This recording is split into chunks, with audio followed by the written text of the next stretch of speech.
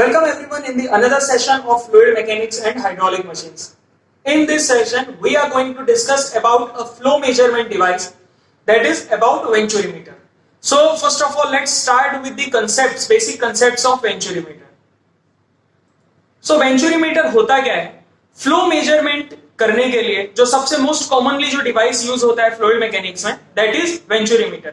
Simply venturimeter जो है वो बर्नौलीज इक्वेशन यानी बर्नौलीज प्रिंसिपल पे वर्क करता है, जहां पर हम प्रेशर एनर्जी को वेलोसिटी में कन्वर्ट करते हैं और उस प्रेशर डिफरेंस को एक मैनोमीटर में हम मेजर कर लेते हैं और उस एनर्जी कन्वर्जन का यूज हम करते हैं फ्लो ऑफ लिक्विड यानी कि लिक्विड का जो फ्लो है उसे मेजर करने के लिए. सो बेसिकली वेंचुरीमीटर में तीन सबसे इंपॉर्टेंट कंपोनेंट्स होते हैं. The first one is the converging cone और you can say the converging section. Second one is the throat and the third one is diverging cone. अब हम इसका कंस्ट्रक्शन समझते हैं और जानते हैं कि ये तीन सेक्शंस हम इसमें क्यों रखते हैं. सो जो फर्स्ट सेक्शन यहां पर आप देख रहे हो that is a converging cone. Actually जो इनलेट पाइप है यानी एक पाइप है जहां पर लिक्विड फ्लो हो रहा है, उसमें सिंपली आपने एक डिवाइस इंसर्ट किया है, that is called this device venturimeter. अब इसमें जो इनलेट सेक्शन है वहां पर एक कन्वर्जिंग सेक्शन आप देख रहे हो यानी कि एरिया जो है वो रिड्यूस हो रहा है.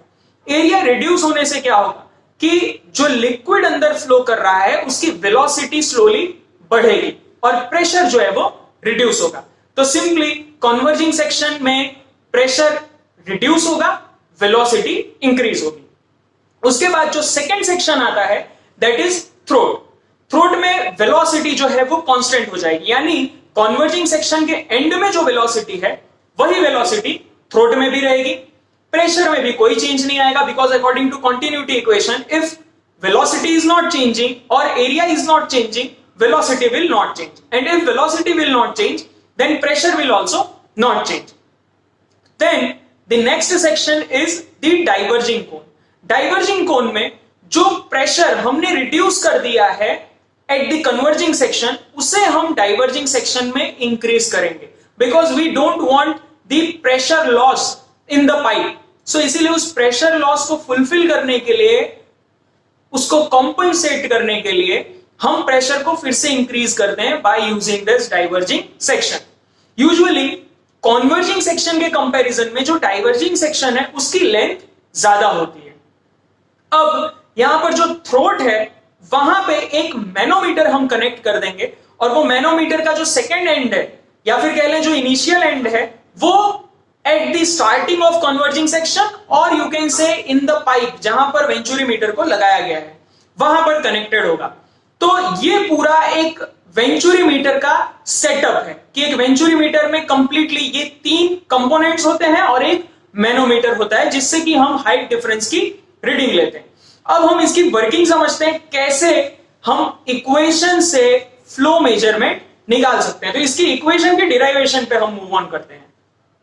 तो सबसे पहले हम समझते हैं कि नोटेशंस डिराइव करने के लिए एक इक्वेशन, नोशंस हमको कौन से चाहिए.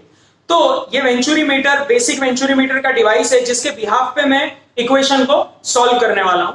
सो सबसे पहले हम इनिशियल यानी कि गिवन डेटा है इसमें से कौन से नोटेशंस चाहिए.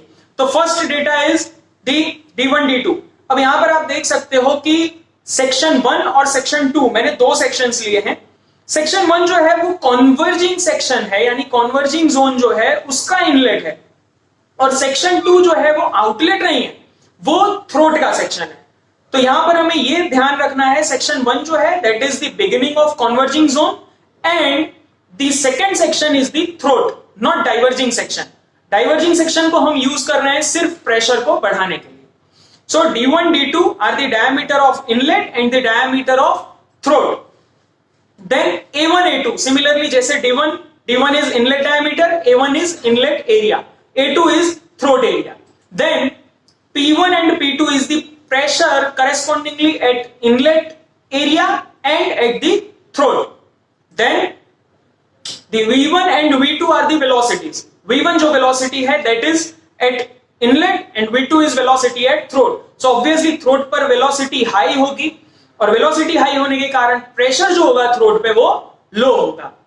और जो दूसरी notions हैं that are H which is pressure head difference जो कि यहां पर आप देख सकते हो लेफ्ट लिम्ब और राइट लिम्ब में जो मैनोमेट्रिक लिक्विड है उसके बीच में जो डिफरेंस है that is taken as H, and CD that is coefficient of discharge, C act that is actual discharge, and this Q act and then Q theoretical that is the theoretical discharge.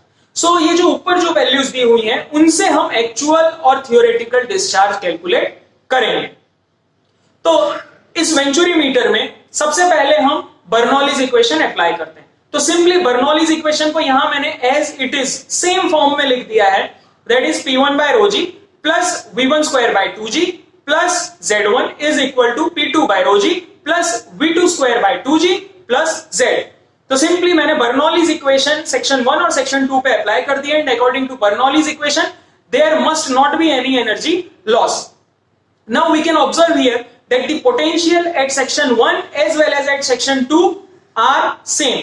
So we can reduce it from the equation. So simply it will become, if Z1 is equal to Z2, then this above equation will be sorted out as P1 minus P2 by rho g. Simply उस equation को solve करके हमने pressures एक side ले लिए हैं और velocities एक साइड ले लिए, which is equal to V2 square minus V1 square by 2g.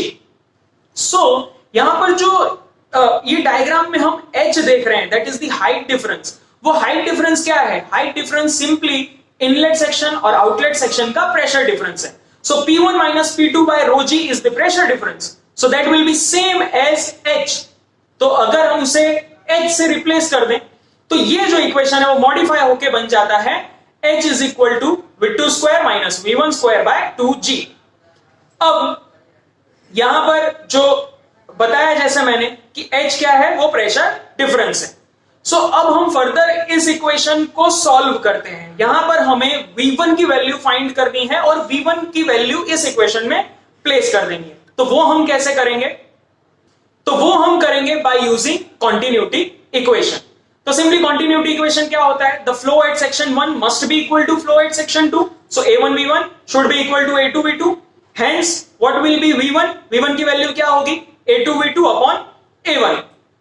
अब जो लास्ट हमने H की इक्वेशन फाइंड की वहां पर सिंपली हम V1 की वैल्यू रिप्लेस कर देते हैं। जो हमने पिछली इक्वेशन फाइंड की थी V2 square minus V1 square by 2g, वहां पर V1 स्क्वायर को जस्ट हमने इस V1 से रिप्लेस कर दिया है, that is A2 V2 upon A1। सो अगर हम इसे सॉल्व करते हैं इस इक्वेशन को, तो हमें जो फाइनल इक्वेशन मिलती है V2 की जो इक्वेशन यहां पर मिलेगी वो आपको मिलेगी A1 into root 2gh divided by root of A1 square minus A2 square. So simply यहां पर हमें V2 मिल गया, that is the velocity at the throat. अब अगर हमें डिस्चार्ज कैलकुलेट करना है तो डिस्चार्ज क्या होता है? हम ऊपर देख सकते हैं डिस्चार्ज या तो A1 V1 हो सकता है या फिर A2 V2 हो सकता है, दोनों सेम वैल्यूज है। ऑलरेडी हमारे पास V2 की वैल्यू यहां पर फाइंड कर ली है हमने। सिंपली अगर मैं इस पूरी इक्वेशन में अगर A2 को मल्टीप्लाई कर दूं तो मेरा आंसर आ जाएगा। सो सिंपली डिस्चार्ज क्या होगा? Q is equal to A2 into V2। So अगर इस पूरी इक्वेशन में मैं A2 मल्टीप्लाई कर दूं तो ये इक्वेशन क्या बन जाएगी?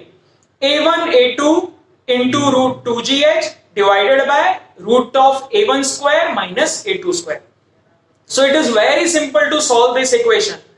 डायरेक्ट हमें V2 की वैल्यू मिली, उसमें हमने A2 मल्टीप्लाई कर दिया और हमें डिस्चार्ज मिल गया। सिमिलरली हम V1 के भी साथ कर सकते हैं, but we have to convert this whole equation into the known quantities. यहां पर नोन क्वांटिटीज क्या है? A1 यानी कि डायमीटर इनलेट का, थ्रोट का डायमीटर, और H जो हम फाइंड करेंगे। तो इतनी नोन क्वांटिटीज हैं, तो नोन क्वांटिटीज में हमने इसे कन्वर्ट कर लिया और इस इक्वेशन में प्लेस कर दिया। So this is the theoretical discharge for a venturimeter.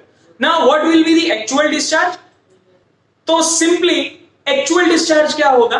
Theoretical discharge में हम कोएफिशिएंट ऑफ डिस्चार्ज यानी कि जो लैगिंग फैक्टर है उसे अगर हम मल्टीप्लाई कर दें तो हमारा आंसर आ जाता है Q actual, which is the whole Q theoretical A1 A2 divided by A1 square minus A2 square का root into root 2gh multiply by the coefficient of discharge. अब कोएफिशिएंट ऑफ डिस्चार्ज जो है वो 1 से ज्यादा नहीं हो सकता है, एज वेल एज हर डिफरेंट टाइप ऑफ वेंचुरीमीटर्स के लिए कोएफिशिएंट ऑफ डिस्चार्ज डिफरेंट होता है, बट एक स्पेसिफिक वेंचुरीमीटर के लिए CD की वैल्यू जो है वो फिक्स होती है।